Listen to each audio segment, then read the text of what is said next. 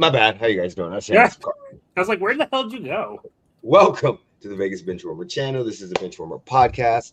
My name is Eric. He hate me 702. Down below, we got the man, the myth, the legend, Jeremy with a G. and of course, we got the beast from the east. I got the Vegas of the East, Connecticut. You know? Hey, how are you guys doing with the snow that just hit recently? It's melting fast because we're getting really warm weather now. That's what my sister said. She said it didn't last long. Yeah, we're having 50-degree weather right now.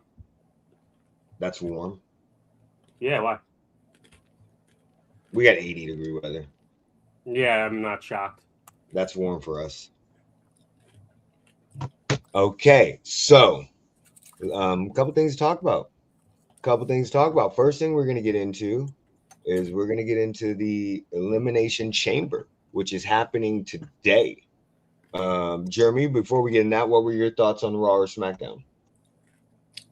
I can't remember Raw. It was very, very unreal.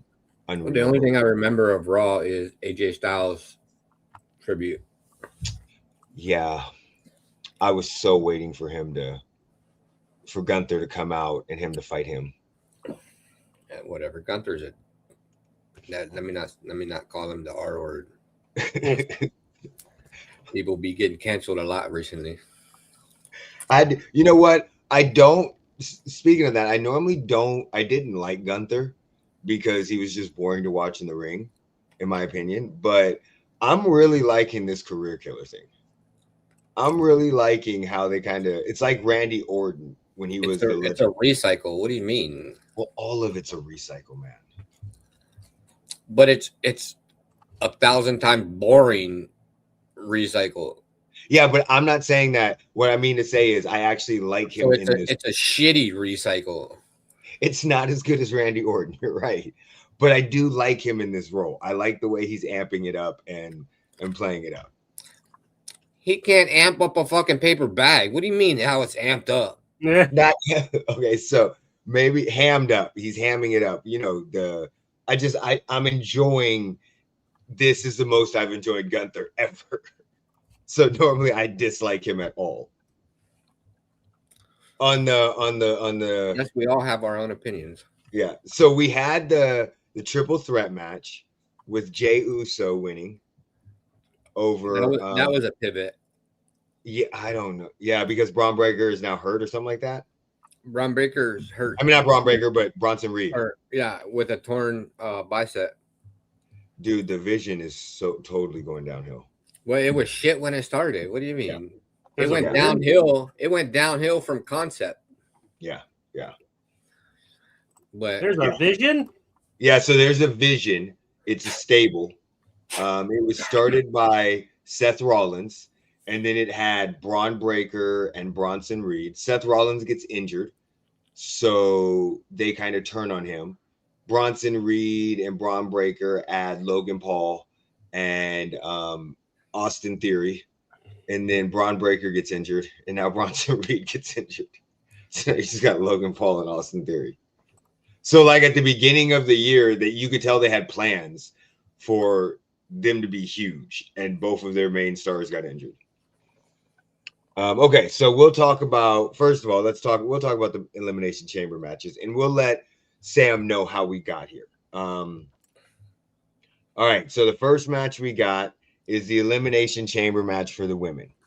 We got Rhea Ripley, Tiffany Stratton, Alexa Bliss, Asuka, Kiana James and Raquel Rodriguez. The thing I don't think I liked about this match going in originally, the way they got to it, Sam, was they basically had triple threat matches, 3 people against each other. The winner gets selected. The way they kind of set up the triple threat matches to get them, into the thing were kind of like very easy telling. Like once Asuka got in, there was no way Kairi Sane was getting in, and she was fighting against Asuka, not Oscar. Asuka. Yeah, Asuka is a Japanese female wrestler that is badass as shit. And then, so yeah, I'm not. Who do you think wins? I'm not excited about this match. I think Raquel wins. That's who I think wins. I 100% agree with you that they're going to give.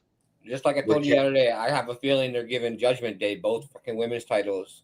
Yep. And we're about to have another boring fucking year of bullshit. Yep. Well, I don't know. That means Raquel leaves. So one or two things happens if they give both of them the titles. Raquel goes to SmackDown, so she's really no longer in Judgment Day, unless they start up a Judgment Day faction on SmackDown, which I can already see Judgment Day kind of breaking apart. My opinion is Roxanne stays with Liv, Dom stays with Liv, but Finn Balor and Raquel leave.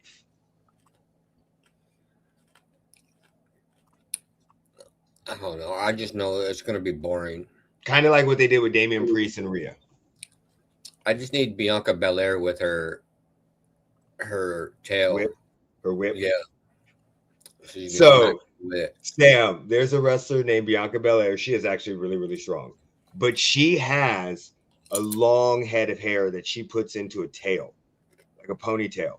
Yeah. And she whips people with it. That sounds very smart.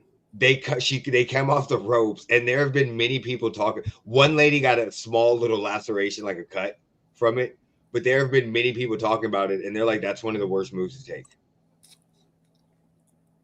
So, I agree. I think Raquel Rodriguez wins. I mean,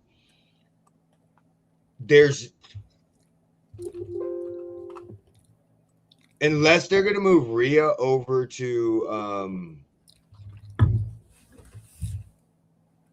SmackDown, I don't see the point in her winning.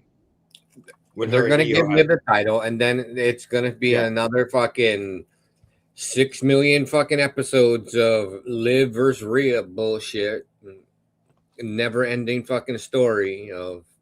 Well, who do you think gets the tag team titles in? That's why I don't think Rhea's gonna get the tag team titles. They're gonna have her with 2 belts. What do you mean? I don't think so. I think the women's division is too stacked to give somebody 2 belts right now. And I don't honestly, I love Rhea Ripley, but I'm kind of getting. We need to figure something else out to do with her. Okay, let her go down a little bit for a little while. All right, women's intercontinental match. This is Becky Lynch versus AJ Lee. I do not like this match. I don't like the way they got to this match. I do not like the build for this match. I understand it was a build from back when they were at War Games and, when they lost with Seth Rollins. I understand all of that.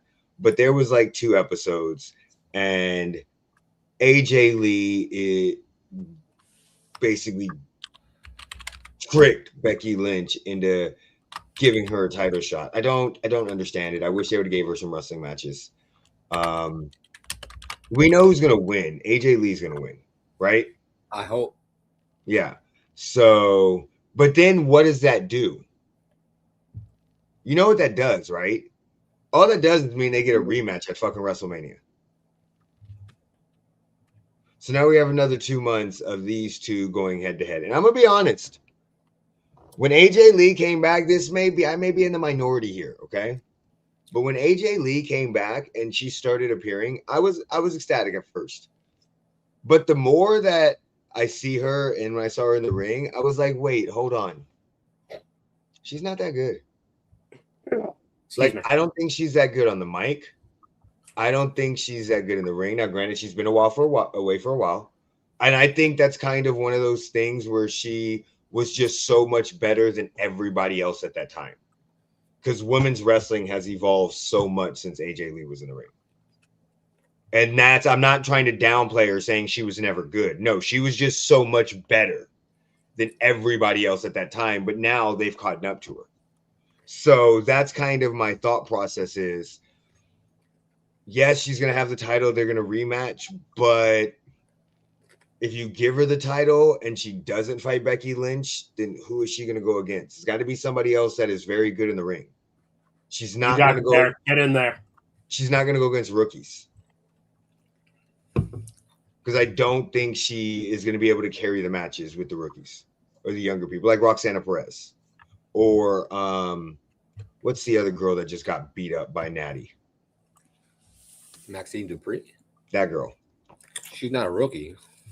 She's not, but she kind of is. She's been there for a while. I know she's been wrestling for a while. When I mean rookie, I should have said rookie. That was a bad thing. The lower tier of wrestlers, the lower tier. Not saying that they can't get better, but right now they're used less. Maxine Dupree. I like Roxana Perez, but some of those people need to be with veterans. They need to be carried a little bit. They're not used to putting on the matches that some of the veterans are. That's why Maxine Dupree was matched up with Becky Lynch, and then she was matched up with Natty. So yes, they have a plan for her, but she still needs help. You see what I'm saying? Calling matches, spots, stuff like that. So your thought process is AJ Lee wins. Do you think she wins, or do you just hope she wins? I hope she wins because I can't stand Becky Lynch. I know you can't. I think she's terrible. I know you do. I think she should have stayed her ass at home. I think she's doing some of her best work. I don't think anybody really wanted Becky Lynch to come back in the first place. And the way she came back was stupid. I think the world wanted Becky Lynch to come back. She came back stealing Bayley's fucking WrestleMania match. Granted, the way she did it was absolutely stupid. Again, I put that more on booking. All that to lose the title the next day. Yeah, I put that more on booking than Becky. Because I think they knew they wanted her to come back as a heel to join up with Seth. And they knew she was going to get a cheer when she came back. So they gave her moment, then immediately turned her into a heel. That's just bad booking. That's not Becky's fault. She agreed to it. She's under contract. They're her boss. She could say no. I don't know. A lot of we've seen some horrible stuff. We look, just let's see what happens. Let's see. I'm just saying, the WWE has saddled them with some. She talks all that shit on all them podcasts. She goes on, but now we're gonna say, oh, I don't know. She can say no, but she on them podcasts talking all that shit. I should have known. I was walking into a trap. I even saw that coming. Okay, so let's get Sam's. Just throw this out. Sam, who do you think wins, Becky or AJ? AJ. Okay. Next match we have up is the Elimination Chamber for the men. We have Randy Orton, LA Knight, Cody Rhodes, Javon Evans, Trick Williams, and Logan Paul. Cody Rhodes. Okay. So if Cody Rhodes wins, I am going to be so fucking pissed. I think it's going to be Cody Rhodes. So fucking, and there's a couple reasons why. Okay. His act is fucking stale. It was stale when he started it. Yes, he's had some badass moments, but basically since he's came back, he has been the same fucking Wonder Bread cookie cutter white superhero hero. So now let's all get on the train here. Okay. All right, going on the train. And realize that this man is the same man that said he's starting to like Gunther, who is the stalest piece of fucking white bread that has ever been fucking mass produced. Hold on. There's a difference, though. Let me explain real quick. I've never liked Gunther. So I've always thought he was corny, generic. But I actually like what he's doing here. Cody, on the other hand, there were moments and times that I liked his run. I've liked a lot of stuff that he's done but he's fighting. If he has to go against Drew McIntyre, we've seen this fucking fight 17 times. It's going to be the same shit again. I just think he needs to change up a little. Maybe become more violent. Maybe go to he can still be a good guy, but he needs to put something else in there. So, I mean, I think probably it's going to be Cody Rhodes. To piss everybody off, I would love to see Logan Paul win. Okay. I will smash this computer and I will never be on this podcast again. I'm joking. I just wanted to get a reaction out of you. That was it. Okay, that was it. There you go. Somebody clip that. I just wanted to get a reaction out of Jeremy on that one. Troll it a little bit. Okay. I saw that one coming. Honestly, I want LA Knight to win. I'd love for LA Knight to win. After watching SmackDown last night and seeing several context clues, I have a feeling it could be LA Knight, but we'll see. I think it's going to be Cody Rhodes, but I have a feeling it may be LA Knight. Yeah, I think I would love for LA Knight. My only issue with him doing that is I like watching Raw more than I like watching SmackDown, so now I gotta go start watching more SmackDown. So, but I think it's a good change for him. The issue is if they have Cody Rhodes win the match, Cody Rhodes is going to win at WrestleMania. Yeah. If they have LA Knight win the match, LA Knight's going to lose at WrestleMania. I don't think so. Watch. I don't think so. Now, if WWE wants to be fucking crazy and wants to give somebody that push, granted, if let's say Trick Williams or Javon Evans wins, right? I 100% think they lose at WrestleMania. But I don't think it's a bad idea to give them that experience. I do. Okay. What are your thoughts on Javon Evans? Do you like getting bouncy? I love Javon Evans. Do you like getting bouncy? Oh, yeah. Okay. I like Javon Evans. I wish AJ Styles was still here because him versus AJ Styles at WrestleMania would have been amazing. Fucking amazing. And I love Trick Williams. To have AJ Styles go out against Javon Evans at WrestleMania would have been the best. Yeah, 100%. That's my problem with the AJ Styles retirement. I don't care how they wanted it done. I would have preferred, and I'm telling you right now, I'm still holding out hope, and I still think there's a run for him, one more run. I think he comes back. I'm hoping. He's done. Okay.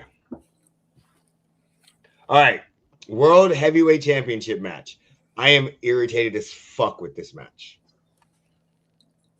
I do not like the match. I do not like the build. I do not, because Finn's going to lose. I would love for Finn to win. But there's too many signs that there's no way he's going to. Now, granted, I didn't really like CM Punk a lot the first run he had. But when he came back, I was watching one of his, and I was like, I understand. This dude's fucking good. CM Punk's good. His stick of he's a fighting champion, I get it, because Roman Reigns wasn't a fighting champion. Brock Lesnar wasn't. He wasn't there every day. I get all of it. But the way you're going to mess up the greatest WrestleMania that we've ever fucking had. Blah, blah, blah, blah, blah. Blah, blah, blah, blah, blah. Blah, blah, blah. We know Finn's not going to win. I would love for Finn to win. I think that would be one of the greatest swerves that they have. Finn beats him and goes on to WrestleMania and fights Roman Reigns. I think that would be an amazing matchup. Amazing storytelling. Again, if it happens, then they're going to find some way to get CM Punk into the match. Well, I think CM Punk wins, but I think he wins. This will probably get hate, but I think he wins by disqualification. Because I think Roman Reigns comes in and attacks him. Oh. So do you think they're going to... And that's why I think Finn Balor loses. I don't think Finn Balor actually loses. Got you. But I think Roman Reigns attacks CM Punk. So that way, Finn Balor can be like, well, I never lost to you. Got you. I deserve my rematch. And then they try to make it a triple threat. And then if Roman Reigns wins at WrestleMania, then you have that built-in beef between Finn Balor and Roman Reigns. Okay, I'm with it. But they need to get... I'm with it. Sam, who do you think wins? CM Punk or Finn Balor? CM Punk's a good guy. Finn Balor is the bad. CM Punk is the good guy. Finn Balor is the bad guy. I was going to say, let's go with CM Punk because I actually know who that is. Okay. Another thing that irritates me, I'm gonna be 100% honest. Okay, I need stables that are supposed to be bad. I need them to go back to being bad. Okay, I need some New Day type shit. I need some Bloodline type shit from the Judgment Day. I am so sick and tired of Raquel Rodriguez and Finn Balor going, I need to do this on my own. That's why I think they're going to break away from the group. You literally had a chance to beat the shit out of CM Punk in that ring. No. Forever that Finn Balor should have broke away from fucking Judgment Day. I know that. But if you're going to have a stable and you're going against somebody, what do you need to prove that you have to win this? You're a bad guy. Use your fucking advantages. So sick of this. I want to do this on my own. No. That's why you grouped up with the group of people that had very similar interests, like Dom. Like Americano Grande. That's my issue. So I would love to see them go back. If we want to make CM Punk a fighting champion, he should have got his ass stomped by those three. They should. I need gang attacks again back in the day. Okay. So that's all the matches that we have. Let's get into the WNBA lockout possibility. So, for those that have not been paying attention, WNBA is probably not going to play this year. Start in May. What do you guys think? It's a very accurate statement. Jeremy? I think they'll play.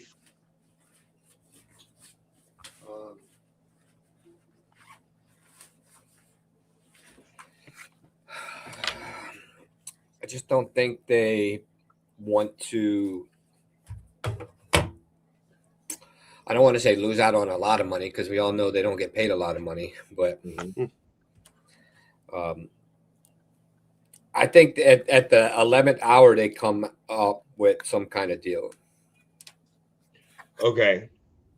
So this was a week ago. The last deal so from what my understanding was, the WNBA was upset because it took 6 weeks for the league to respond.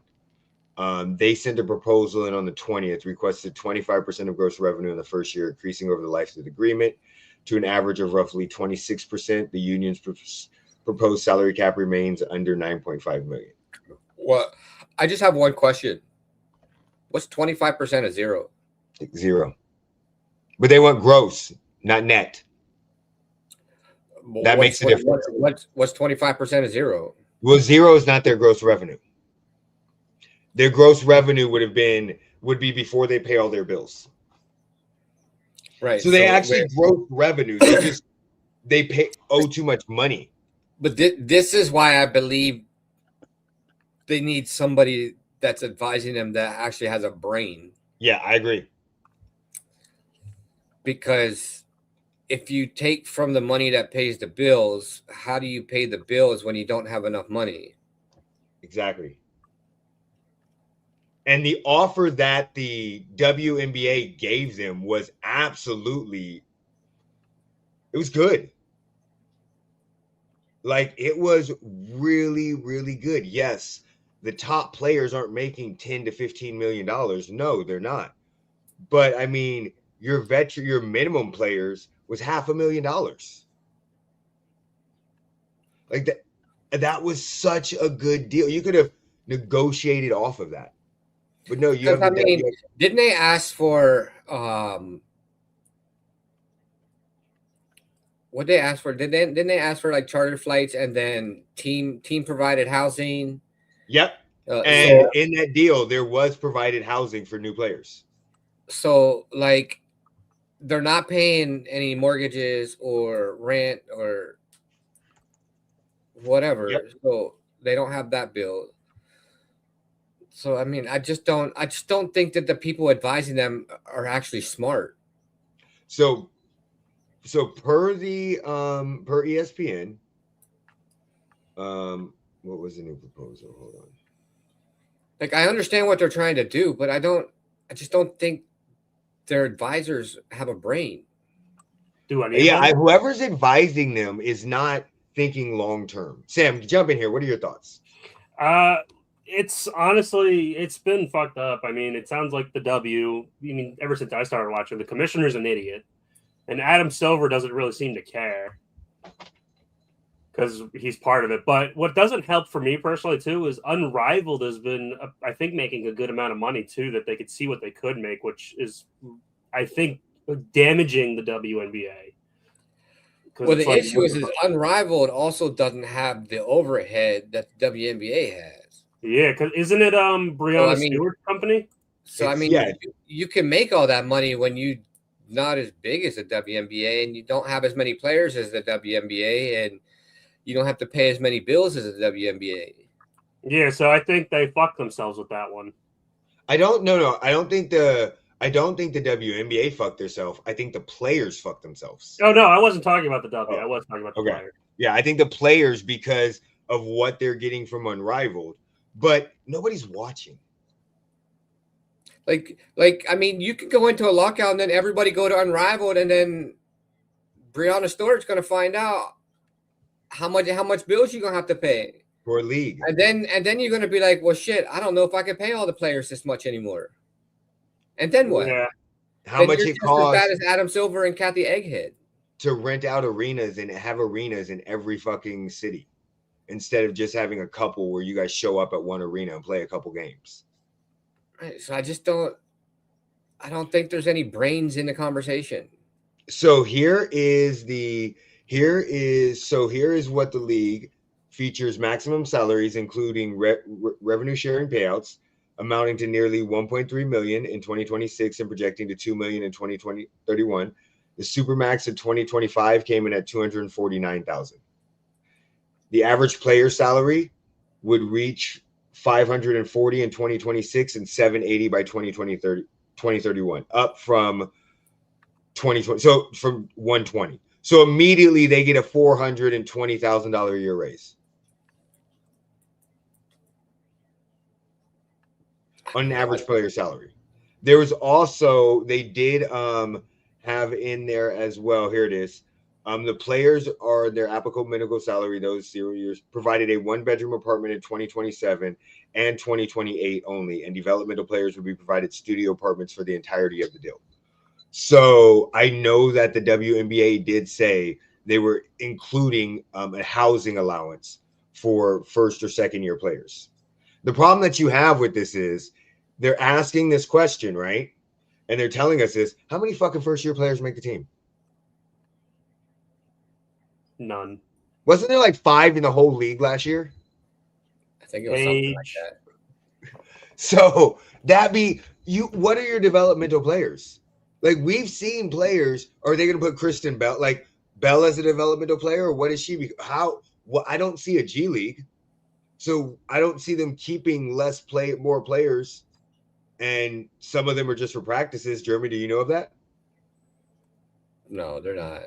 So who the fuck is your developmental players?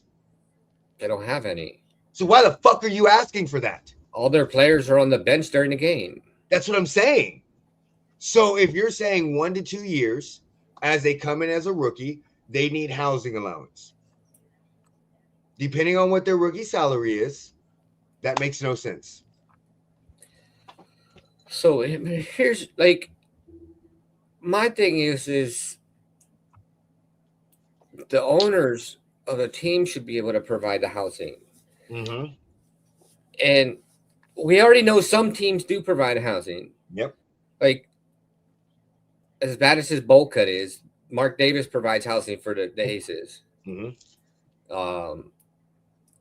I know there's another team that provides housing. I just can't think of it right off the top of my head. But like, I just don't know what they're doing. Like, we're back in the same situation that we were the last time they had negotiations, where they had a 400% fucking raise in their hands and they told them, "Fuck you." Yep. And then they went and had a shitty all-star. The housing allowance, like, just is so weird to me, because that should be negotiated in your contract. That should not be a league-wide mandate that everybody gets first-year play. That literally should be in your contract. Hey, during this contract, you're going to get a housing allowance of this much money. Now, at the same time, right now, that makes sense because they don't make shit. But if a rookie comes in, and let's say a rookie is making $200,000 a year, how long do they need a housing allowance? They're going to need it probably for their first 3 years, because they're not going to make that much money. if their new comes in and it's $200,000 a year. Well, it depends where they are too, because if they're in California, they may need it until they die. Okay. Because 200,000 turns into 10,000 real quick. True. I have a question. Just a question. Could any of you guys figure out how to live on $200,000 a year? Oh, easily. But in any state? I'm not a WNBA player. I can live in my motherfucking car. I'm not worried about it. So now this is the problem. I know how to go shower at the gym. This is the problem that I think we're having is the WNBA is so far away that I don't even think the public they're pulling the public away. Like at one point, I think the players are so far from reality. Yes. And the real world that they're thinking that they're so far in this celebrity field that they need to be treated with kid gloves and they needed to be given everything that they ever dreamt of right now. Yep. Well, NIL has also been kind of screwing with that too coming out of college, because think about like Angel Reese came in with this like spoon in her mouth, like, oh, I'm making so much money. We lock out. I don't even care. Like, yeah, that's great for you, but the players that were here before were not making that money. Yeah, but that's something in every sport. Like, yeah, I mean, there's the W is the one that suffers the most from it, because in the NBA they make a shit ton of money. Baseball money is out the ass. So there's football players that were making way more money on their NIL deal than they did on their contract. One of them is Shedeur Sanders. Yeah, because his NIL money was double what he makes on his contract. I mean, and his daddy's rich. So if NFL had a lockout, Shedeur Sanders wouldn't be living on the street. No, because of his dad. But I'm just saying that's something that we're dealing with in every single sport. And in the WNBA, they have 3 years to make that, because they can't come out of college until after they're a junior for the college. I thought it was senior. They can't come out. No, it's junior. Yeah, I mean, in the NBA, you have a lot of one and done players, so they don't care. Yeah, but so you're making bunch of money for 3 years in the. What I'm saying is, they're making money in the NIL is fucking with all sports. It's not unique to. Well, all right, let's go over each sport for a second, because in baseball, you can make a shit ton of money and you're not even a good player. Yeah, you can do that in football too. Really fucking them up. You can do that in football. Jamar Chase. Yeah. So again, not really. I mean, not Jamar Chase. Sorry. I was about to say, how the fuck you say you make a lot of money and not be a good player? And the first thing I meant he makes a lot of fucking, like, he's one of those guys that got a raise immediately within 4 years. So no, there's. I don't think NIL is messing up the NFL as badly as this either. It's not messing up the top players in the NFL. But you got to remember, Jamar Chase was not NIL money. Neither was Tua. Yeah, but it's messing up a lot of the recent. He's not good. The recent players. If you're a third-round draft pick in the NFL, you're making less money than you were making on your NIL deal by far. Well, if you're a third-round draft pick, you're probably also not making a lot of NIL money, though. That's not true. It depends on where you are at. Yeah, that really does depend. So I mean, you could be a team in a fucking small ass in Texas and fucking playing for UTEP and probably making fucking $1 million. Depending on how good you are. Nope, not what I wanted. Hold on. I'm going to the most recent draft real quick because I want to see something. There was that thing trending where the guy was making like $900 to $1.2 million, and he was a 7th round draft pick, and he could have stayed. So he probably doesn't care. So granted, there are so many kids that are trying to get eligibility again in college, so that way they can make that bag.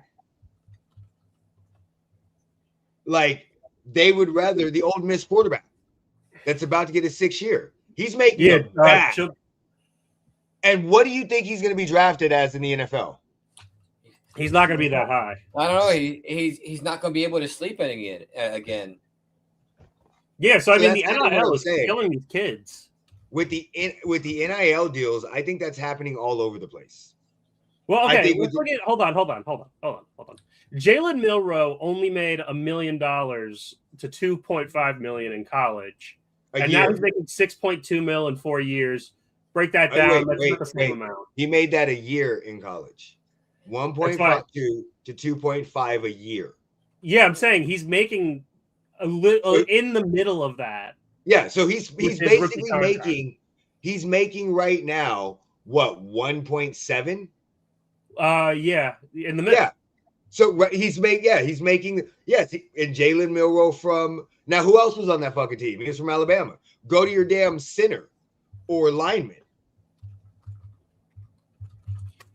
Well, I'm just looking around now. I mean, Shedeur Sanders is the greatest example.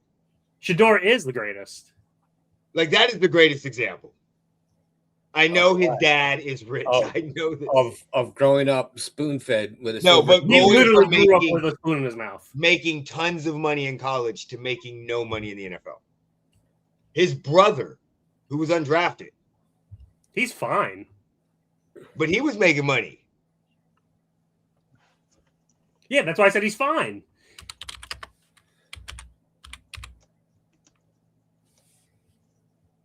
Yeah, so some of these fourth-round draft picks, they're not making that much money as you think they are, too. Because some of these kids are just getting like, oh, now that you get NIL deals, like, hey, you promote us, you could get this product from us or whatever. Okay, so Quinn Ewers, right? Is he in the NFL? Yeah, he's in Miami. And what is he making on his contract right now? I don't know. Who gives a shit about Quinn Ewers? Because he was making $1.9 million with Texas a year. Like Arch Manning, yeah, he's going to make money unless he drops considerably next year. Do you see what I'm saying? So here's the thing. So, yeah, I'm looking at some of these guys. George Sanders is making $4.6 million, buddy. Yeah, no one cares about him. But why? Why don't we care about the great? Oh, here we go. George Sanders was spoon-fed all his life. There's a lot of these fucking college kids that are spoon-fed all their lives. You think Arch Manning wasn't? Yeah, I don't give a shit about Arch either. Yeah, he was fucking spoon-fed like a little bitch too. You're picking all the people who have Shedeur made $5.1 million his last year at Colorado. I don't give a fuck that he makes $4.6 million over 4 years. How much money do you think? $1 million a year in the NFL to do nothing. That's why you're right the fucking bench and be on the practice squad. Carson Beck. How much? When is Carson Beck getting drafted? Fucking hoe. But your argument was that these kids who are in the 7th to 5th rounds are making less money. But you got to really look into that because when will Carson Beck get drafted? Wasn't making that much money. When will Carson Beck get drafted? Should go work at fucking Walmart and be a dog breeder. Your argument was Beck has been playing college football for longer than I've been fucking alive. You're not wrong. Okay. But your argument was that kids in the 5th and 7th rounds were making more money, but they're not. You're picking the kids that are already celebrities at that point. My argument is that there are athletes that were in the 5th through 7th round that were making more money in college that they were making in the NFL. Shedeur Sanders is a perfect example. Just because he's fucking spoon-fed doesn't mean that my argument is wrong. It is actually though, because I looked it up. Billy Bowman Jr., who was a 4th round draft pick, did not make more than his NFL rookie contract. Malachi Stark, who was a 5th round draft pick for the Jets, made more money on his rookie deal than he did in NIL. These kids don't always get the high. I'm not saying all kids do. I said there are kids that made more money.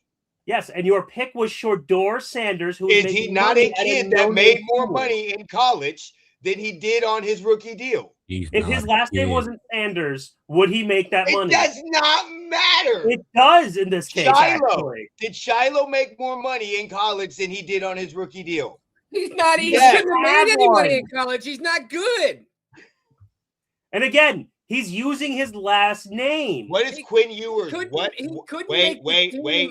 Okay, that's fine. Make the Buccaneers team. What is Quinn Ewers' contract? Let's see. Is that dude even still alive? He's in Miami. Quinn Ewers is on a 4-year contract, making $4.33 million a year. That breaks down to about maybe $1 million. And he was making more money in college than he was as a fucking NFL in his contract. That's 3. And he's a backup. Doesn't All right, matter. I'll give you Quinn Wait, Ewers. well, we taking this all out of context because they made more in college, but they were starting. We're confusing. But We're they were. confusing. No, Jeremy, this one I'm with him on that one. But they were seventh round pick, he made more money. But they were actually performing. But they were actually playing for that money. Right now, they're not doing. They're riding the fucking bench. That doesn't matter. That's not. They're not doing anything. Though. Well, look at Just Caleb like Williams. Going to work and just not Caleb was making a shit ton of money while he was in college, and he's starting. Yeah, and he's Caleb making Williams a shit ton of money in the NFL. He was the number 1 overall pick. But we were just talking about Quinn Ewers, who is a fucking backup, who's not doing anything, making $4.3 million. Bitch, give me a fucking job that I don't have to do shit and make $4.3 million fucking dollars. But that was Eric's argument, though. I just need to show up to practice. That doesn't matter. I just need to show up to practice and be on the scout team, and then during the game, I just need to sit my fat ass on the bench. He started 3 games this year. Oh. No, Eric, I will say Quinn Ewers is the only one that fits your argument. I'm pulling this off the top of my head but we could go down the list and start looking. I'm not joking. I was. There are, but you didn't come up with Quinn Ewers. Because I don't give a shit about Quinn Ewers. Who's Tez Johnson? Oh, Tez Johnson. Let's look at him. He was Oregon.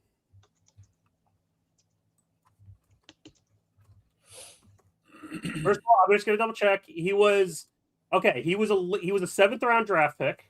He wasn't making much money. Yeah. So again, he wasn't making much money. Your choices was a starting quarterback, which I'll give you, but then you chose the 2 Sanders kids and Arch Manning. I'm sorry. 3 of them have popular names. Oh, I'm sorry. The Sanders kids were not 5th or later round draft picks. Again, were they not? Would he have his money if it wasn't for his last name? Dude, there's a lot of these kids that wouldn't have their money if it wasn't for their celebrity in college. So then Quinn Ewers should not have been making $1.9 million in college. Why did he? Because he was a celebrity in fucking Texas. It's not like he was winning national championships. It's not like he was fucking winning the Heisman. That example. So the celebrity is what is allowing them to get that money. Angel Reese was making more money as a celebrity because of this fucking ring notion than other players on her team that were better. Shedeur Sanders and Shiloh, though, were making money at Jackson State because of daddy. They were not doing it because of talent. It does not matter. Quinn Ewers was at least winning games and putting up good numbers. He might not have the ring, but there's a reason why he made his money in Texas. Because I'm sorry, at Jackson State, Shedeur Sanders was an amazing quarterback. Yes, he was putting up numbers and winning. He went to Colorado. They sucked the first year. The second year, they weren't that bad. They won 8 games, 7 games. Was that because of Shedeur or was it because of Travis Hunter? Oh my God! So now the problem that we have is you guys don't. I understand your guys' point, but what I'm saying is it does not matter how good they play. Their celebrity status gets in college gets them their NIL money. But I'm saying to you though, he only has his celebrity status because he's a nepo baby. It doesn't matter. It kind of does. Okay, what was Shedeur Sanders' stats in college? Shut up. All right, so Shedeur Sanders put up 3,000 yards, 27 touchdowns, 3 interceptions his first year of Colorado. His second year of Colorado. Wait. Roll back. Go back. How many yards? 3,200. How many touchdowns? He threw 27. How many interceptions? 3. Okay. That's a great interception ratio. Okay, and then he did 37 touchdowns, 10 interceptions his following year with 4,000 yards. Mm-hmm. And what was their record? He was 8th in the Heisman.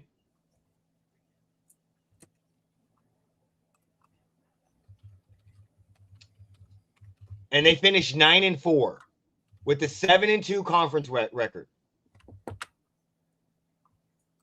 And we're going to act like he wasn't putting up numbers and winning games and starting. Yeah, no, I'm definitely going to be like that.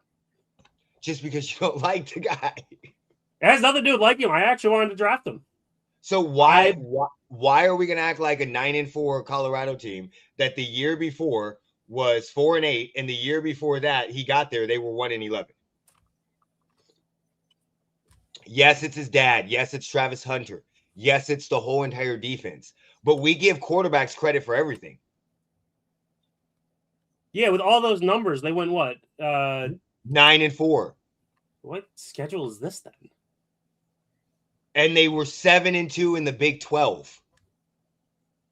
Are they in the Big 12? Yes.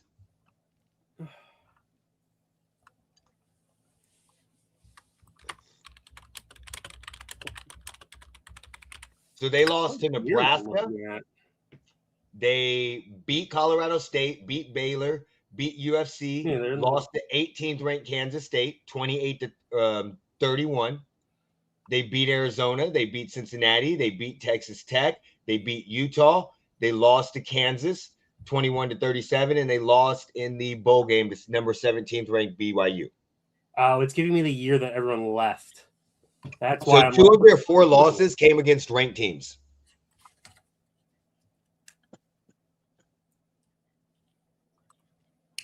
That went completely off topic. Yeah, because we started talking about how the NIL was screwing over the WNBA. Oh, NIL, don't get me wrong. I agree NIL is screwing over sports consistently. Pro sports. I agree that's why you have multiple people that want college that want their eligibility increased. Yeah, didn't like a 30-year-old just go back to play again? I don't know. Carson Beck is fucking 85 years old. Yeah, so okay. That was one of your buddies, one of your examples. I just said, when is he going to get drafted? One of your Yeah, because what's going to happen is in that scenario, do you think Carson Beck gets drafted before the 5th round? No.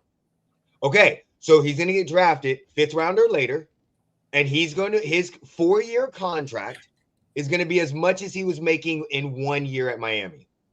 The only reason why he would get drafted in the 1st round is if the Browns did something stupid.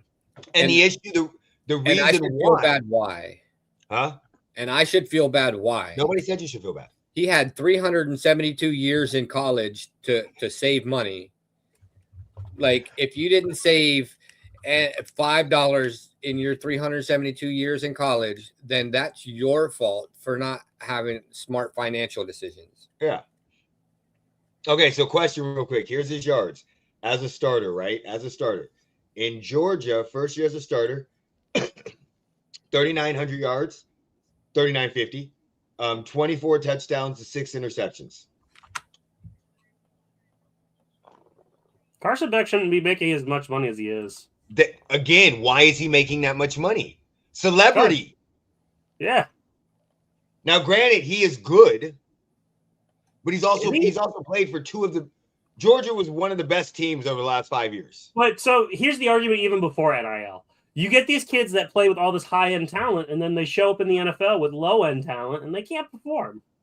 You're 100% right. So is he good? We don't know. But again, the problem I think that we have in those scenarios, and I don't want to be like everybody else that with the Sam Darnold bullshit and all that shit is, but we've talked about this on this podcast. There are more organizations that ruin football players. Oh, absolutely. That becomes the issue. So, like right now, look, don't get me wrong. If I was slated as a quarterback to be the number 2 overall quarterback, would I want to stay in college another year? Yes, because the Jets have the number 2 overall pick. Yeah, isn't Dante Moore staying in college for that reason? So that becomes kind of the issues that you have. So, and yes, and we're not going to, and everybody in the NFL is talented. It just, a lot of it is there, and a lot of them are more, a lot of it is the coaches are not the coaching staff. Like, again, during this offseason, I've learned of so many fucking coaches that don't even make sense. Like, I have no clue how NFL staffs and college staffs make any fucking mistakes. How do you know you ran out of timeouts? How do you not know? There's so many fucking coaches. There's coaches that pull people off the field. Their only job is to make sure you don't walk on the field. It's ridiculous. It's ridiculous. You know, speaking of players that stayed in college too long, you know, Stenson Bennett was in college forever. Mm-hmm. Well, in the NBA, let's put it this way: NIL deal money is so good that it has people going back to the NBA after being drafted. Oh yeah, I saw that. Or to the NCAA because of the fact that they went to the G League, or they didn't pan out the way they was going to pan out. Honestly, I'm shocked Bronny hasn't tried going back. Oh, why? He has a fucking contract in the NBA that's good. Does he really? I actually don't know what his contract is. So this is the issue. I learned this from Gilbert Arenas. Okay, I love watching Gilbert Arenas podcast. Right, because he puts you in on so many NBA stuff that you don't have. I wish. Oh yeah. Oh wow. Yeah. Bronny's got a great contract. Yes. So the issue that you have is second round picks negotiate their contracts. I did not know that. So that's why you can have a set. So when he got drafted, he had first round talent, but because of his attitude and his playfulness and trolling, he went to the second round. So when he went to the second round, he only signed a 2-year contract because he wanted to get to the money faster. So he was making more money and in his third and fourth year than players in his draft that went 1 and 2. So yeah, they negotiate their second round contract. So Bronny, because of his dad, Nepo baby, 100%, and who he got drafted to, 100% negotiated a good contract. Yeah, and if he was not LeBron's son, would he have been drafted? No, but if he was not LeBron's son, he wouldn't have left. Also, he probably wouldn't have gone to USC though. So no, he would have. So this is the problem that you have, right? We're not going to act like he does not have talent. Oh, he has talent. But the problem is he's been rushed so much further ahead, right? Because of who he's played with. One thing that I will tell you another thing I've learned from Gilbert Arenas' podcast, which I never thought about until I've seen his son. Look up Gilbert Arenas' son. His son plays for USC. Look up Gilbert Arenas' son. His son is fucking amazing. So basically what he said LeBron James and like the Ball brothers ruined their kids because all they had them do was play with great players, right? That's all they had to do. So Bronny's high school team was 100% great. Melo's kid was there, a whole bunch of players. So all they did was play with great players, just like in college football. Yeah. And then when they get to the college ranks, they're expected to lead a team, but they don't know how. They've never had to score more than 14 points a game. So with his kid, he didn't let his kid play with all NBA talent and kids' sons. He made him play with shitty ass teams, which makes sense. And he learned and in college, he is fucking dominating. Like there's a good chance he is a top 4 or 5 pick in the draft.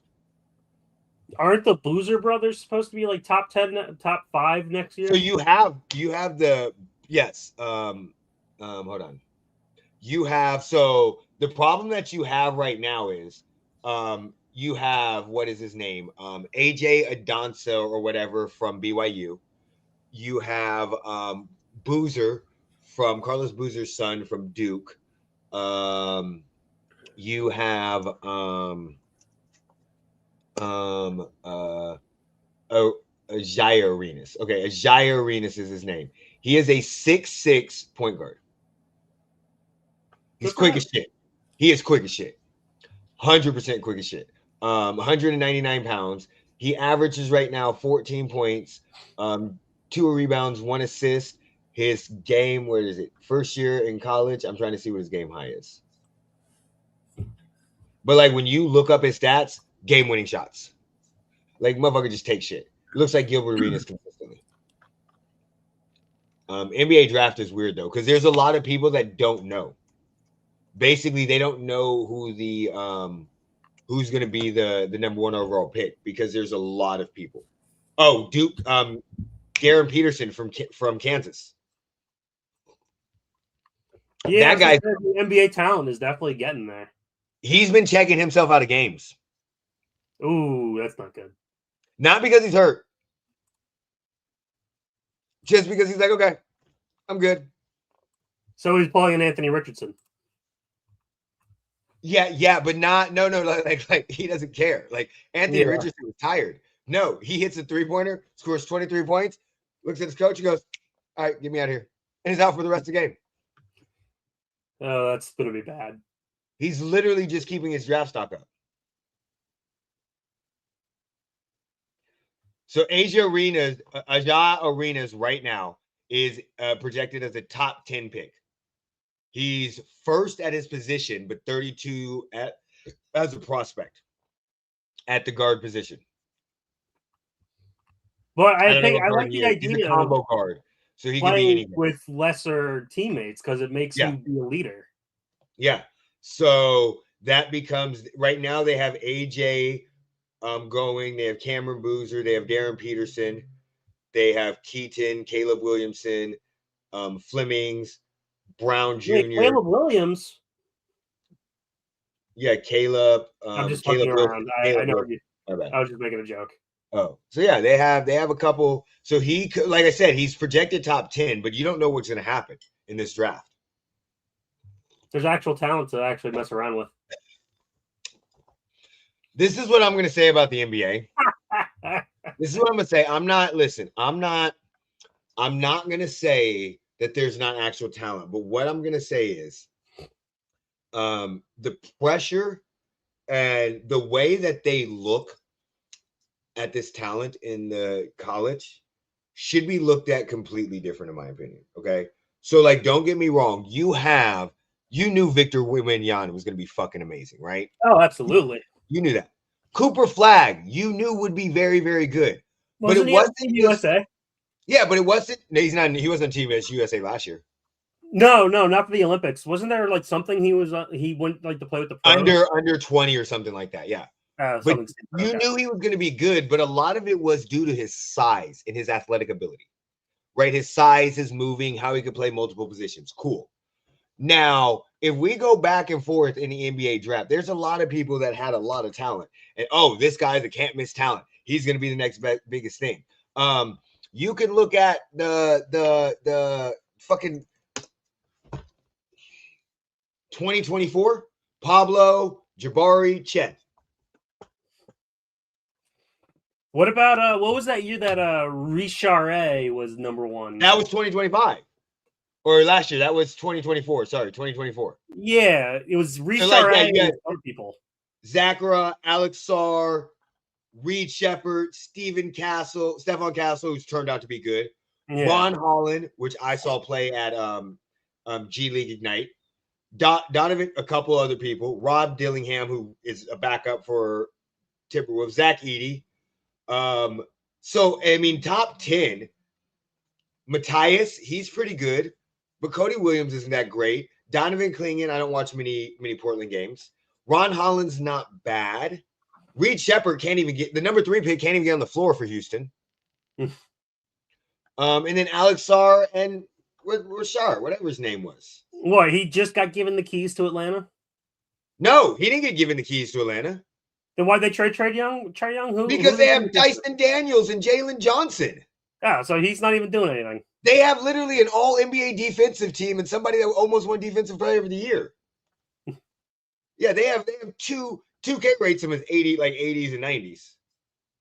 So then, yeah, they didn't need Trae Young. So then you go to 2020 Victor Wembanyama's draft. Victor, cool.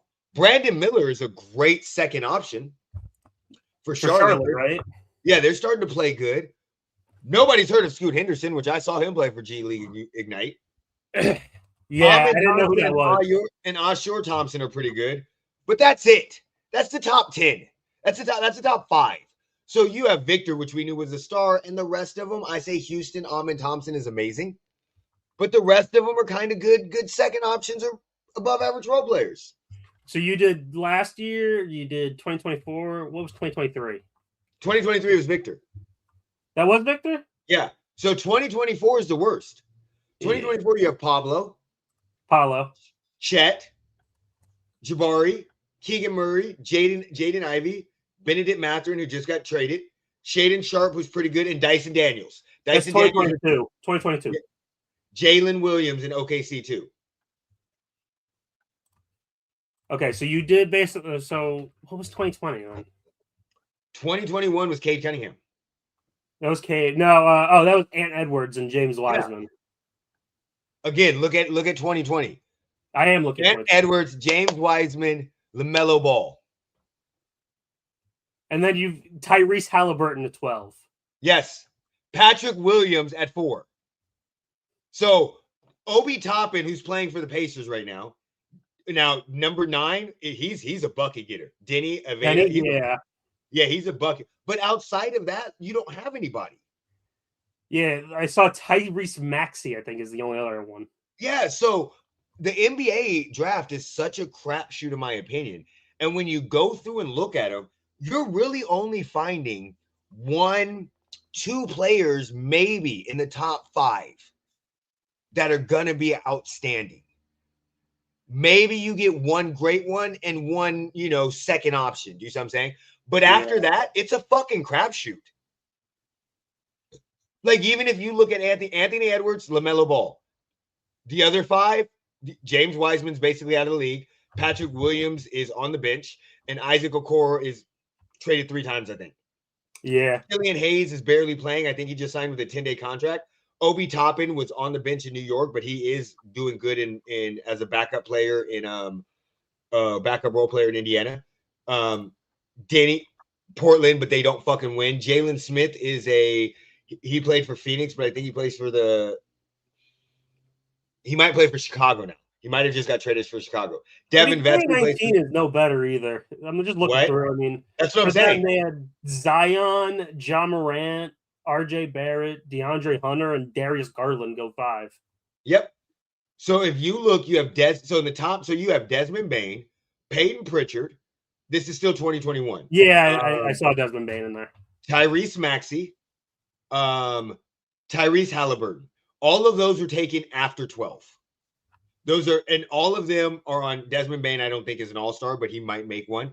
Very, very above good role player. Jaden Daniels, that's not the right one. So yeah, Peyton Pritchard's having a great season. Emmanuel Quickly also, he was a borderline all-star at one point in time when he was with New York. But you have four good players, maybe 5, and then you go in the top 10, top 12. Anthony Edwards, LaMelo Ball, Denny, 3. That's what I'm saying. When people the NBA is terrible. These prospects are can't miss. It's some. I mean, if you could even go further. Don't go to the Kawhi Leonard draft, 2011. Yeah, don't go to that draft. Like, that becomes the issue. And you said the 2019 draft. Yeah, they weren't that great. The NBA is such a crapshoot. Like, I'm gonna be honest. Jeremy doesn't watch the draft, and I 100% believe that Jeremy could draft better than most of these NBA teams, just based off of logic. I have common sense. So yeah, I mean, in the MLB draft, because I was just thinking about that. I'm like, they have so many picks to get through.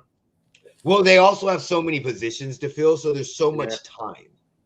So you can have a guy that is selected high, but takes a year or 2, 3 years to pan out. Do you see what I'm saying? Because it's not that big of a deal to send them down to AAA. Am I wrong in that? It depends, because there's some points too. If you send them down to AAA too many times, they just go on waivers. Like in the first 3 years? No, you have a limit of how many times you could send someone down if they make it to the majors. It's just like the NFL when you sending people back and forth from the practice squad to the active. But you could start them off in AAA, right? As a higher draft. Okay, that's why I think it's a little different with the MLB draft, just because you have more time to develop players. They actually usually, when it comes to the MLB, usually you start in AA for high draft picks. Okay, so in the NBA, in the NFL, you have to produce right away. Yep. All right, well, speaking of that, let's see if we can pick the top 4 players, number 1 overall picks in the last 6 years. Do you want to do it for each sport or as a collective? As a collective. Okay. So I'll bring up NBA number 1 overall picks.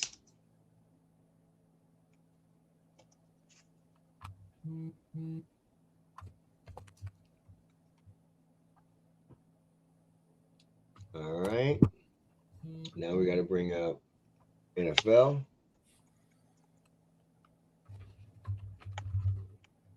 You want to bring up baseball? Yeah, sure. I was going to put them all in a picture just so we could look. Oh, that's fine.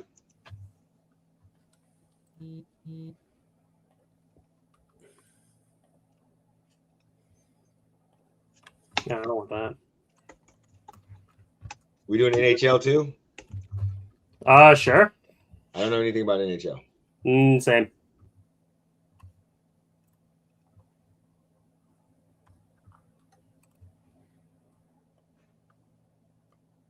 Jeremy, do you know any of these NHL number 1 overall picks? Matthew Schaefer, Not that one. Macklin Celebrini, Yes. He was just in the Olympics. Connor Bedard. Connor Bedard. Georgi Safaliski. I don't think so. I haven't heard that one. His last name is Slafkovsky. He was drafted by the Montreal Canadiens. He's from He's a LW. Okay. Owen Power. Yes. Alexis Lafreniere. Yes. Okay. Lafreniere. Yeah. Okay. So then that's cool.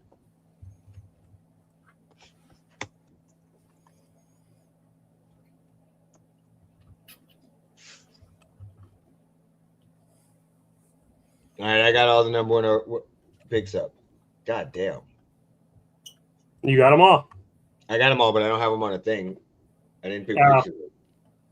It's gonna take too long to do a picture, so we can just do names. Yeah. Okay. All right. Let's see, and then if we could pull some up. All right. So let's start. This is the way I would say we do this. We start by the sport and see if we want to go through the sport and see how many we want to put up. So, like, start with hockey or baseball. How many do we think are good? Or are we going to move on to the next round? And then we get to the next round, whichever 6, 7 picks we have, then we decide who are the top 4. Okay. Sounds good to me. Sound good, Jeremy? You cool with that? 6, 7. 6, 7. Get out of here. Both of you leave. Once I realized that it didn't do anything, it didn't mean anything, I was okay with it. For a while, I was like an old man. Because people kept saying, I was like, what the fuck does 6, 7 mean? I need to know these things. I didn't really care. All right. So in baseball, 2020, Detroit Tigers, Spencer Torkelson. And we get to hear me mispronounce names. He was a first baseman for the Detroit Tigers coming out of Arizona State University. He was pretty good. I think he made it up pretty quickly too. Okay, do you think we move him on? Should we look at his stats? Let's say. Let's do some stat looking here. I could do the stat guy. Okay. So, Spencer Torkelson, as we're getting ready for the baseball season. Last season, he batted a 240. He scored 82 runs. 2025, here we are. He got a triple. 31 home runs, not too bad. Like I said, he has a batting average of 240. How many years has he played in the? He made it in 2022 for the Bigs. So that was his 4th year in the majors. Okay, and he's been in the playoffs a couple times, right? He was. I think he was just in the playoffs. I don't think he was. I don't. Wait, are we deciding if we're drafting him now? If he's just good. Or yeah, they're just good. Who we think the top 4 are? Best players so far. I'm leaving this up to you. I don't know who he is. Do you know who he is, Jeremy? Yeah, he had a disappointing 2024, but then he rebounded in 2025. Yeah, that's what I'm trying to decide too. Like 2024, he really did not do good, but he just stepped up. He was like almost terrible in 2024. And unfortunately, he didn't really the playoffs. He didn't really do. But he's only 26. So would we say he's one of the best? Do you want to put him up? I don't know anything about him. I'm gonna leave this I'd to say y'all. he can move on. on. If we put him up, can we pull him down? Yeah. We can pull him down. Yeah. Okay. It's our rules. So put him up for now. All right.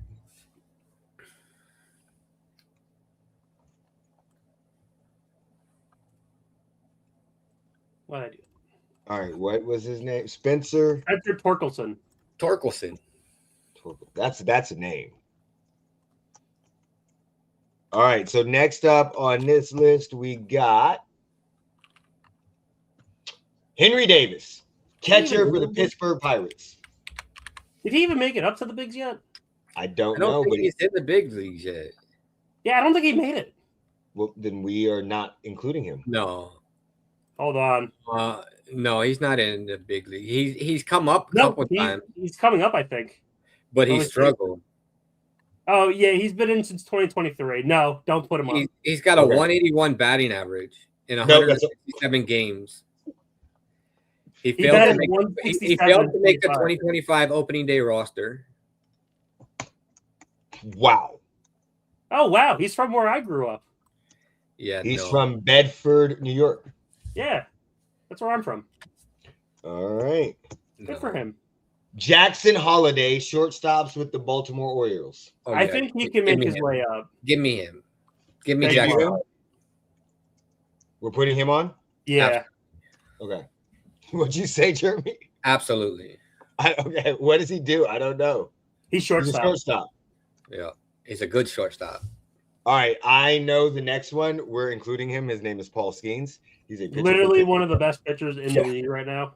Exactly. Like that. He's got all of the stuff. Travis Bazanza. He's not even in the bigs yet. Eli Bazat. Oh, it's Travis Bazananan. Yeah, he's not in the bigs yet. What about Eli Willett? He was just drafted. He's not in the bigs. Okay. He's not. He didn't make it to the show. And he was injured in 2025. All right. So the MLB, we got 3. We got Spencer Torkelson, Paul Skeens. I would put Travis. You would? Why? He hasn't played yet. He's played in the minors. What's he putting up in the minors? Has he played good?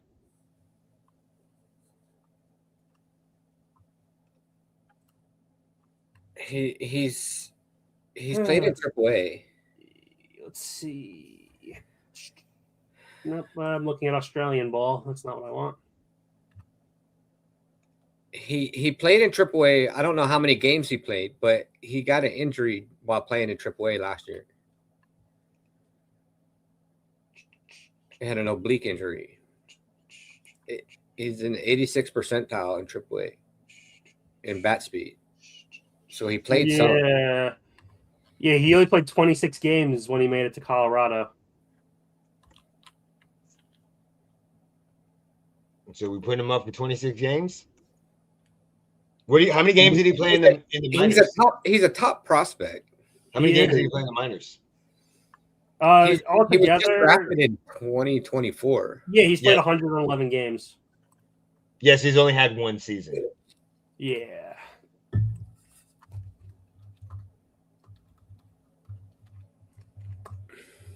I mean, so he plays second base, but they're talking about moving him to left field. That wouldn't be too bad for him. Travis is ranked the number 20 prospect in all of major leagues. That's up to y'all. If we want to put him on, we can put him on. What do you think, Jeremy? I think being number 20 can move him forward. Yeah. I'd put him on as number 4. Now remember, this is 4 for all the sports. For baseball, we can put him at 4, but I don't think he's for all the sports yet. I got him. I got Spencer, Paul, Jackson, Travis. I think Travis stays down. With Paul being number 1, right? Yes. Yeah. Paul would be 1. Jackson Holiday would be 2. Torkelson will be 3. Yeah. Oh, did you hear that the guy for Cleveland, Emmanuel Clase, is trying to fight those charges that he got last year? Really? For what was he doing? He gambled on something, and they're saying that he influenced it. Oh yeah. Why you gamble in the sport you play in? It's stupid. Well, I don't get I saw the clip. I was like, how the hell did you know that he was trying to intentionally throw a ball? It looked like a normal pitch. All right. Well, they all do. NHL. Alexis Lafreniere. Lafreniere, yes. Lafreniere.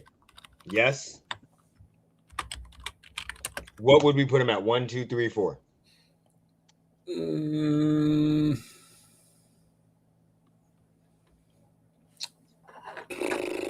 I mean, I really am not too sure. I'll put him at 2. He's a top 6 winger. Okay. What about Owen Power for the Buffalo Sabres? That one, I'm not sure. I'll have to check that one. Let's check him real quick. Let's see.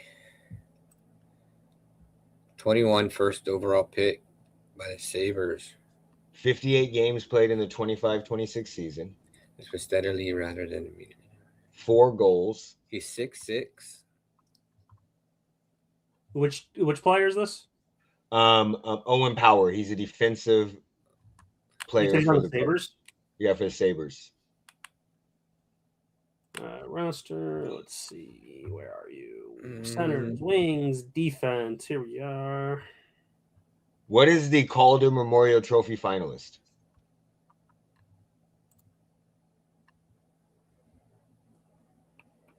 Isn't that like best defenseman? That might be. Yeah, he's a top defensive player. Yeah, that's what I was about to say. He has to be one of the top defensive players. The only issue with him is he doesn't use his size, they say. I mean, yeah, I put him up right now at 4. My thought process is it's going to be very hard. Yeah. Just because he's a defensive person, it's very hard to judge on that. Yeah. It's not. He's 6'6", 226. Yeah. I mean, unless you watch the games, because stats aren't really going to show everything. Okay, this guy's name is... Calder's the rookie award. Oh, Jurjar Safralinski. Okay, what team is that? He plays for the Montreal Canadiens. Oh, he's in Canada. He already fails. He's a left wing. He was drafted in 2022. He's played 258 games with 63 goals, 94 assists, 157 points. He's got a plus minus of -22. What the fuck is his name? Juraj Slavkovsky. Juraj. He's from Slovenia. He doesn't really have any. Look, I don't know. All I know is I don't watch hockey, but in a plus minus, a -22 for your career is not good. It's not.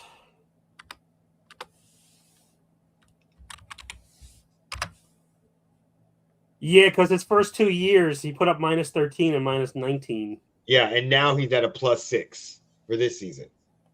63 goals isn't the worst. I don't know. I don't know who it is. Okay, so we're just going to say no one. No. All right, Connor is on there, right? Connor Bedard, absolutely. He goes above Alexis, right? Bedard. Huh? Give me Connor Bedard. He goes above Alexis, right?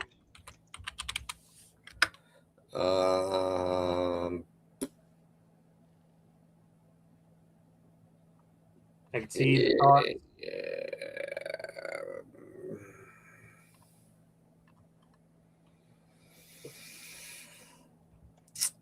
Yeah, I'm putting him up there. It's okay. Exactly. That long of a thought process means it doesn't matter. It's a coin flip. Macalini Celebrini. Macklin Celebrini. Why did I say Yeah, he goes number 1. Macalini goes number 1. Celebrini, he's number 1. Macalini Celebrini. That's not his name. His name is Macklin. But that's what we'll start calling him from now on. Yeah, fuck it. And then we have 4. Are we putting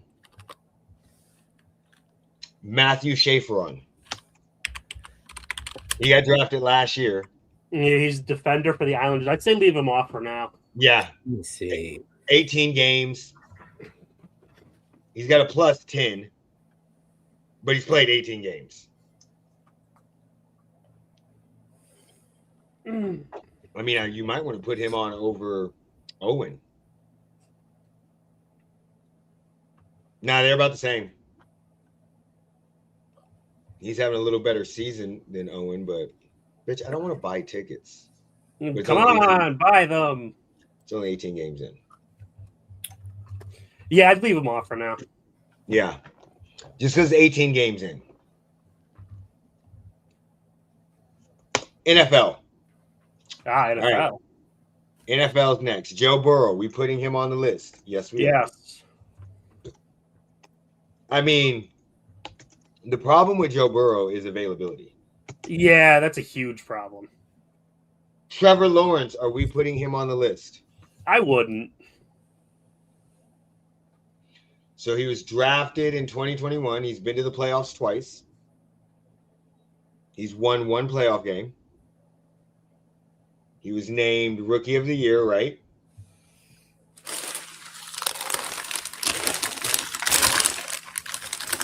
Jeremy, what are your thoughts? He's got a losing record, 35-42, but we could chalk that up to, Urban Meyer. 98 touchdowns to 58 interceptions. And the 2 seasons he's made it to the playoffs, so he's played 1, 2, 3, 4, 5. The 2 seasons he made it to the playoff, he finished 5th in MVP voting and 7th. I think you leave him off. And he did not win Rookie of the Year. Okay, I'm down with that. Honestly, I'm thinking about it now. Maybe Joe Burrow does stay off. Do you know who else we have coming up? You know what? That is true. Okay. Next is Trayvon Walker. No. Jeremy.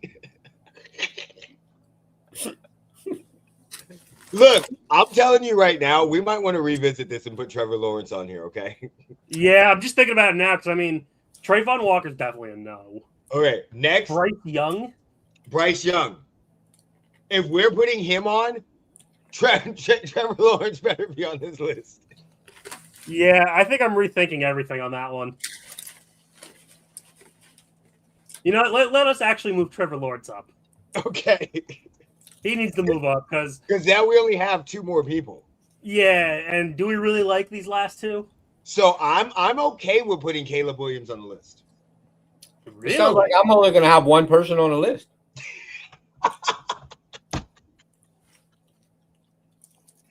Yeah, I you know what? Either it's just Joe Burrow or listen.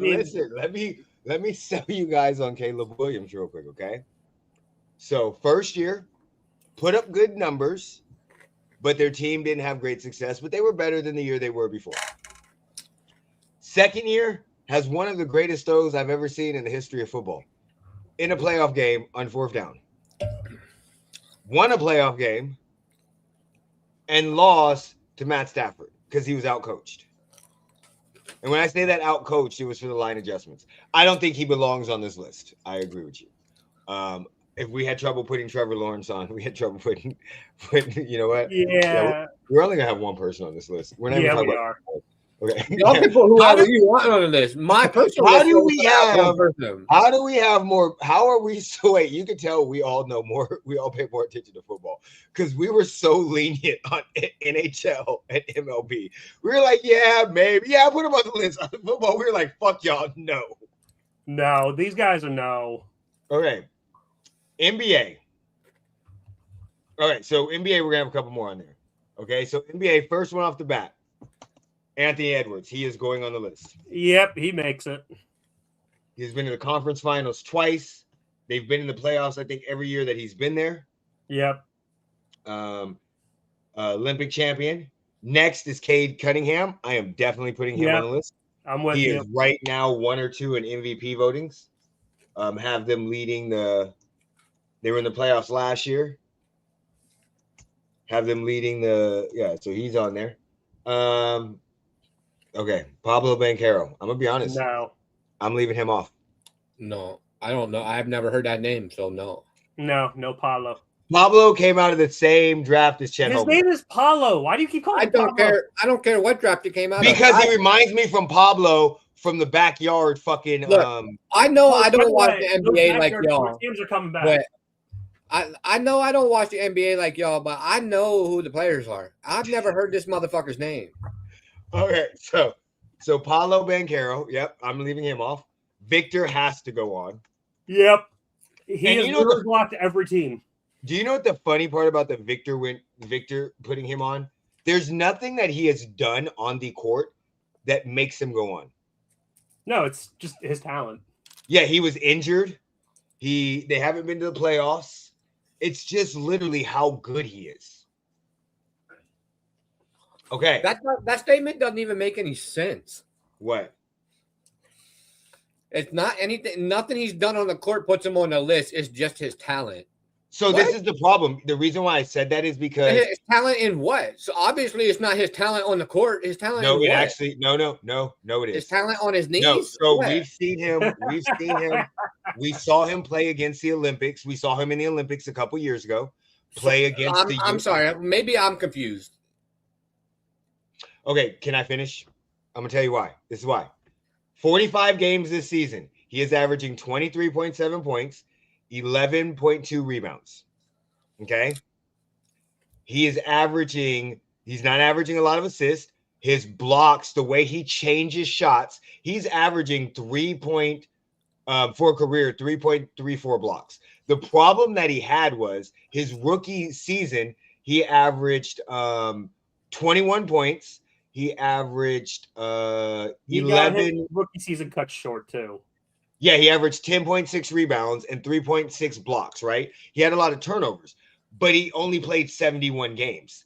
And then his sophomore season, he was killing it, but he only played 46 games. So and then this year, he's been injured and he's missed a couple games. So that becomes the problem. Like, he hasn't been to the playoffs.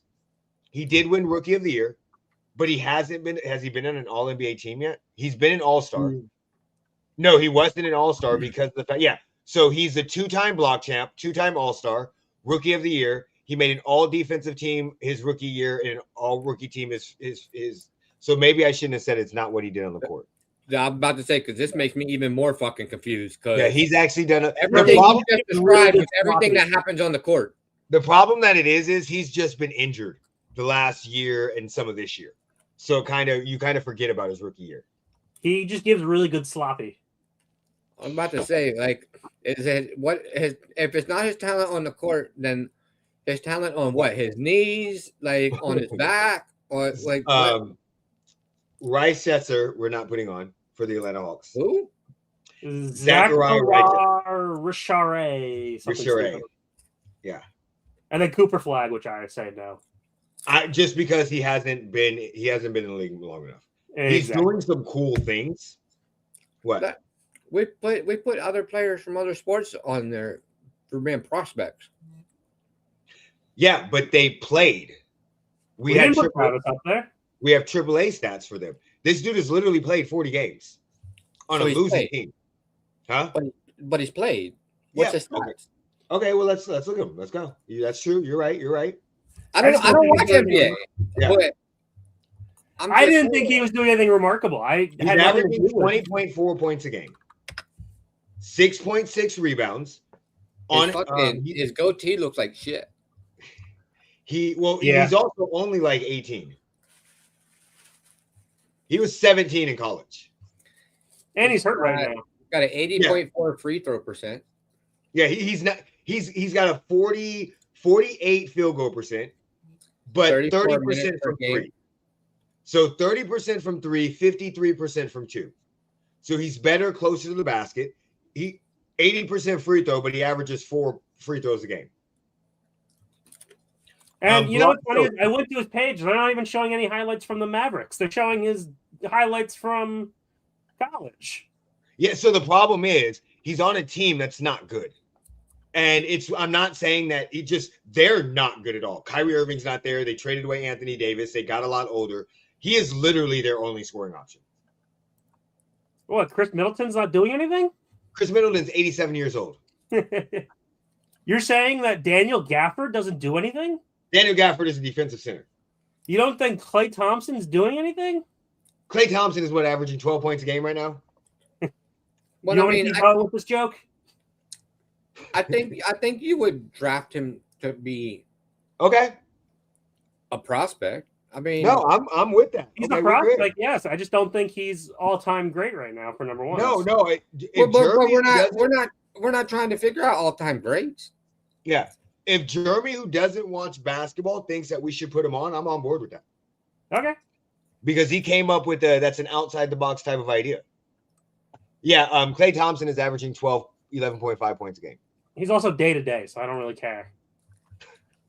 Okay, so we got our teams. Okay, so we got Paul in MLB. We got Paul Skeens, Jackson Holiday, Spencer Torkelson, Travis Bazzaza. We got McElhinney, Celebrini, Connor Bernard, Alexis and Owen Power in NHL. We only have Joe Burrow in NFL. And then we have Anthony Edwards, Cade Cunningham, Victor Wembanyama, and Cooper Flag in the NBA. Who do we think? Who is your top four? Who would you pick top four out of all sports? Paul Skeens. Who would you put number one? Paul Skeens. Paul Skeens. Okay. All right. Who would you put? Okay. Who would you put number two? I think number two would be Anthony Edwards for me. All right. Who are you putting number two, Jeremy?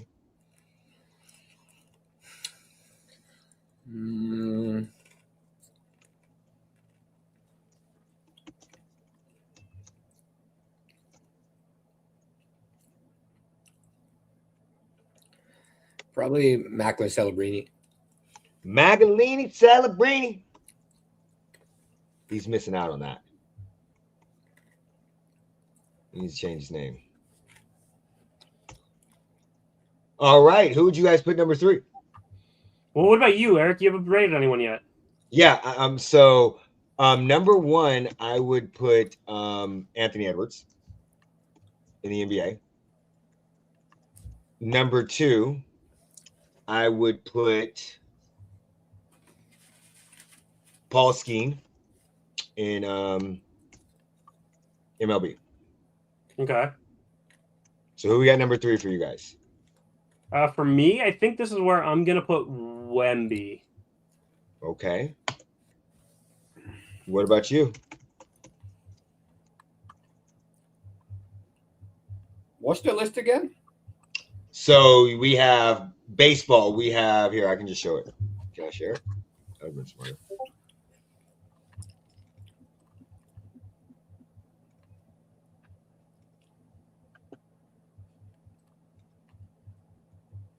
Share your screen. There we go. Oops. You got rid of it.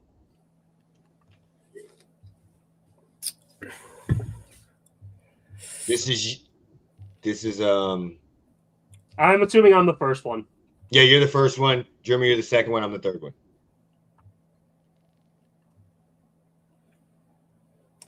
Give me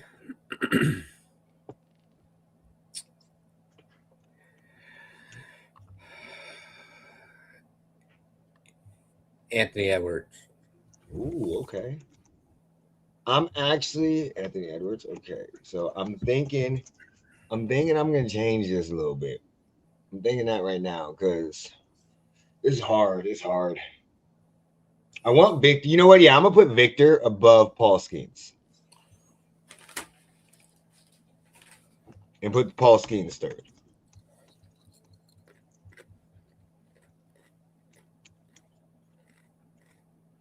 All right, who you got as number four?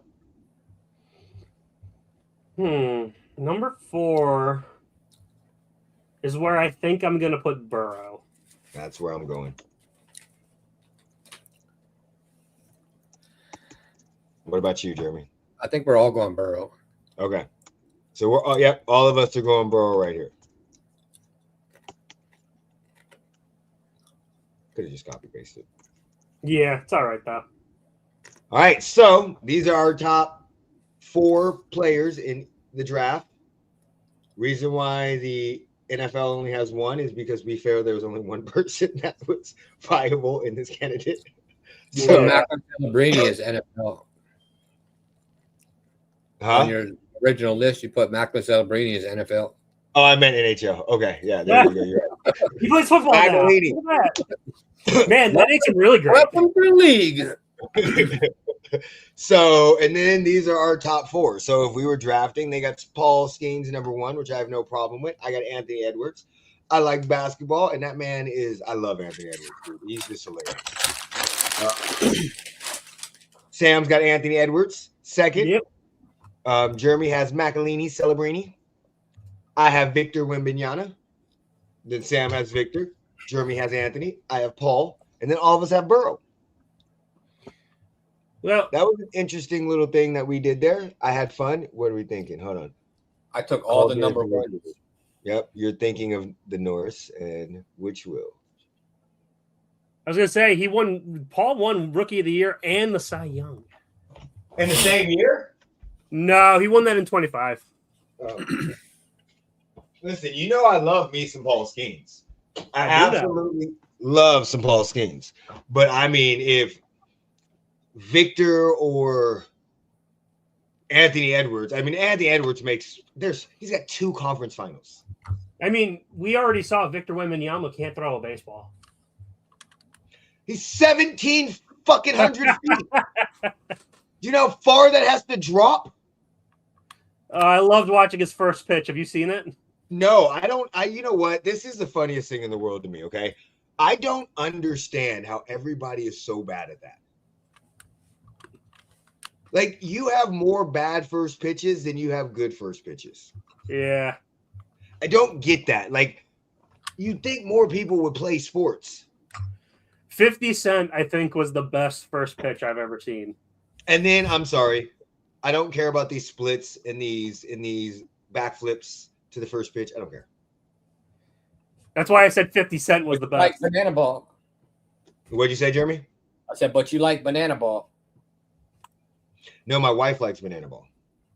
Wait, hold on, Eric. We need to go back because you said you know how far that ball has to drop. Just to show you, it had nothing to do with the drop. Look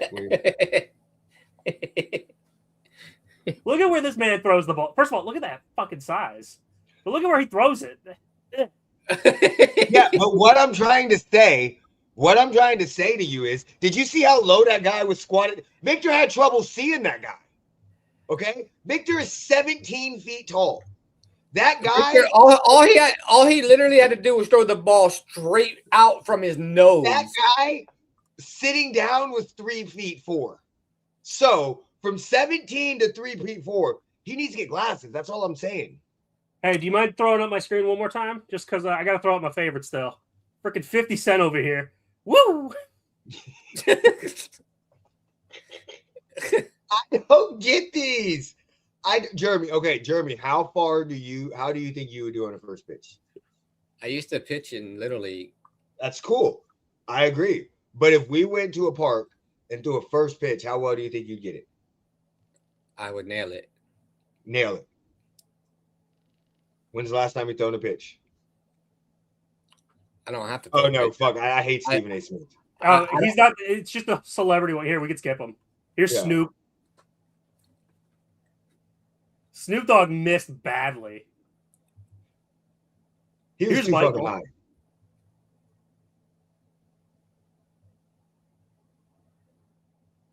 But we knew he couldn't play baseball.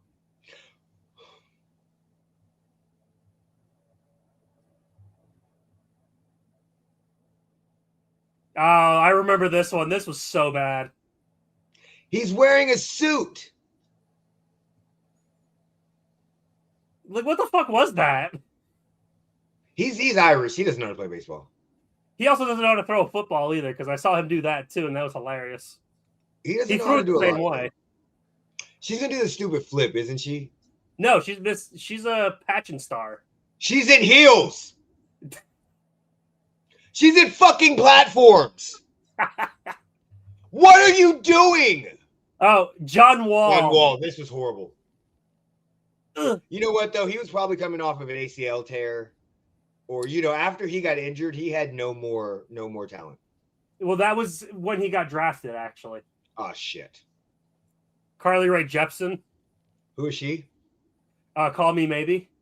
Why is she throwing out a first pitch? Because Call Me Maybe was the #1 song. Do they not warm up? Nope. Do you think some of these people do it just to troll? I think 50 Cent did. Who's that? Rosie O'Donnell? It looks like Rosie O'Donnell. It's as fat as her. Just some random guy. I don't know who that is. Look at them fucking teeth. What the fuck was that? That's not even funny. No, just the guy standing there like, what the fuck? Why does he look like he about to launch that shit? He hit the guy in the nuts. Did you see that? How? I saw it. Right here. But how?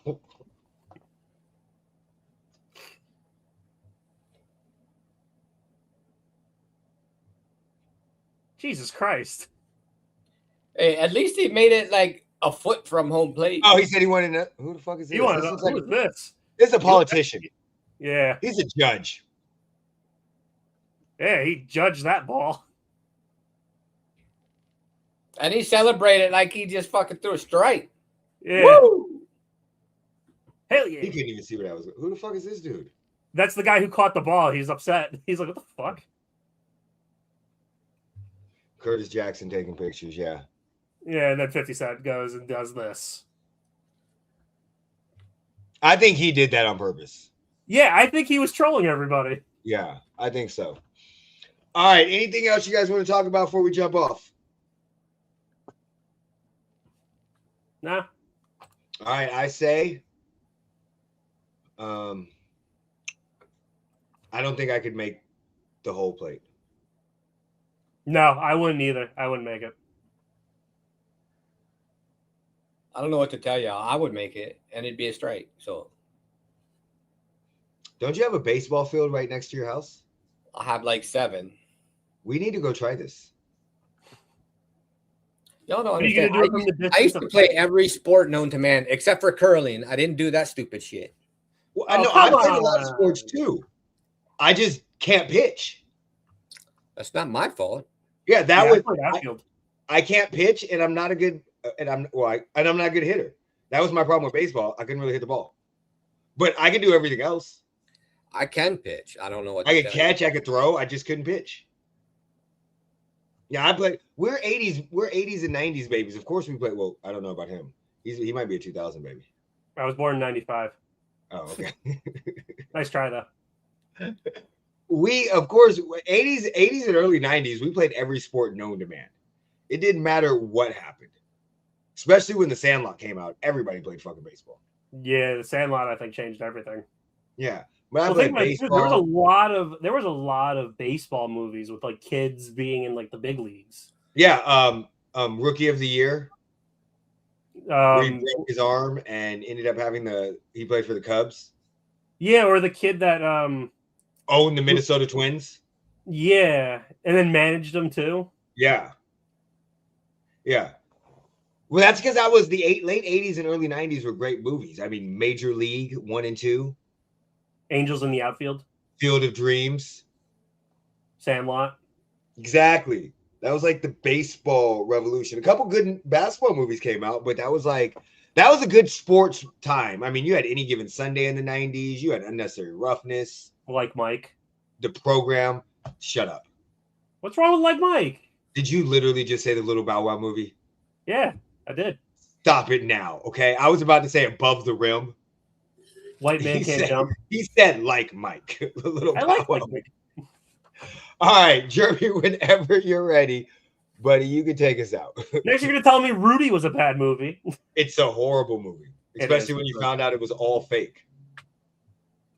Next, As you're a gonna say kid- The Blind Side is all fake. As a kid, I liked the movie. But then when you found out that dude actually really never played and was never lifted off the field, that changes the whole fucking story. It does. Like, that's just like when you find out other movies. Like, I used to think Braveheart was cool until I found out all that shit was fake. Well, what about The Blind Side? The Blind Side, I was a grown-ass adult and knew it was fake. Yeah, did you? When that came out. That's the problem. It's movies when I was a child. Like, I don't watch Rocky anymore because I used to think Sylvester Stallone could act. Well, there's the first problem. Do you hear how he talks? So yeah, listen, I believed a lot of shit as a kid, okay? Did you ever see him in Spy Kids 3? Like, that really shows his acting. Yeah, I was a grown-ass adult when that came out, though, so. I know, he was funny in that because he couldn't act. Yeah, he trust me, he can't act at all now, and I love that he understands he cannot act. But he can't act so bad that even the fake videos he puts out to make himself seem like he's strong is horrible. And you just go, bitch, you can't act. Yeah, you're not lifting Jared up Leto. fucking dumbbells. All right, Jeremy, take us out, buddy, whenever you're ready. Put me in, coach. Big.